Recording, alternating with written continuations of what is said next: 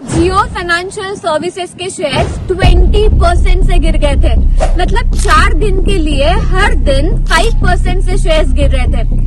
अंबानी जी की कंपनी होके भी शेयर्स ड्रॉप हो रहे हैं। मतलब हम करें तो कौन से कंपनी के शेयर्स में इन्वेस्ट करें? Welcome back to this channel. My name is Ankita Bora. I'm a chartered accountant, and in this video, let's discuss about this drama of Jio Financial Services. जैसे हमने देखा था कि रिलायंस कंपनी ने जियो financial services को कुछ time पहले demerge कर दिया। तो क्या रीजन था डीमर्ज करने का? और फिर उसके बाद हमने देखा कि शेयर ड्रॉप हो रहे थे, 20% से गिर गए, इनफैक्ट लोअर सर्किट को भी हिट कर गए। तो ये ड्रॉप होने का रीजन तो जानते हैं, बट पहले जानते हैं कि ये डीमर्ज क्यों हुआ। तो जैसे कि अभी हम देखते हैं कि काफी सारे इन्वेस्टर्स होते हैं जो यंग स्टार्टअप्स में इन्वेस्ट करना चाहते हैं। जैसे कुछ टाइम पहले फेसबुक ने जियो में जो इन्वेस्ट किया था वो उनके डिजिटल मीडिया को देख के इन्वेस्ट किया, यानी एक अलग सेगमेंट में इन्वेस्ट किया। सिमिलरली रिलायंस ने सोचा अगर वो जियो फाइनेंशियल सर्विसेज को अलग कर देते हैं तो ऐसे इन्वेस्टर्स को वो अट्रैक्ट कर पाएंगे जिनको फिनटेक में ज्यादा इंटरेस्ट हो और वो फिनटेक कंपनीज में इन्वेस्ट करना चाहे, क्योंकि ग्रोथ पोटेंशियल भी काफी अच्छा रहेगा।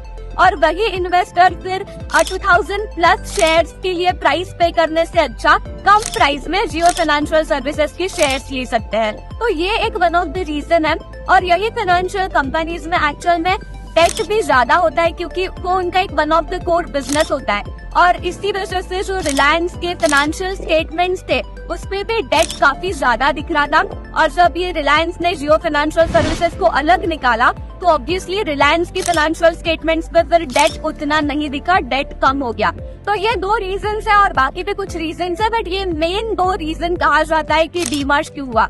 अब जानते हैं कि क्यों ये शेयर्स के प्राइसेस ड्रॉप हो रहे हैं। जो हमने देखा 20% से क्यों ड्रॉप होने लगे। तो जैसे रिलायंस ये एक इंडेक्स फंड का पार्ट है।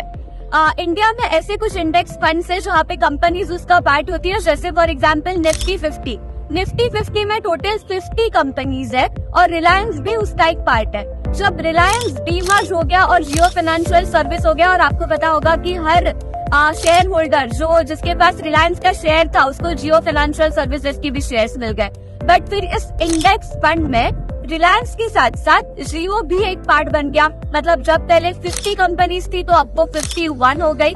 और उस इंडेक्स फंड का लिमिट है निफ्टी 50, यानी टोटल 50 कंपनीज। और 51 होने के बाद फिर इन इंडेक्स फंड को अपने शेयर्स ये फोर्स सेल करने पड़े।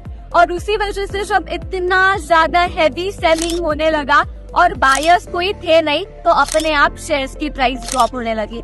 इनिशियली इसका 3 दिन का पीरियड था जब इंडेक्स फंड्स को जियो फाइनेंशियल सर्विसेज को निकालना था, बट हैवी सेलिंग की वजह से और इंडेक्स फंड्स को थोड़ा टाइम चाहिए था, उस वजह से ये पीरियड को एक्सटेंड किया गया। तो क्या है आपका ओपिनियन इन सारी चीजों के बारे में? मुझे कमेंट्स में बताइए, and I will see you all in my next video. Thank you so much for watching.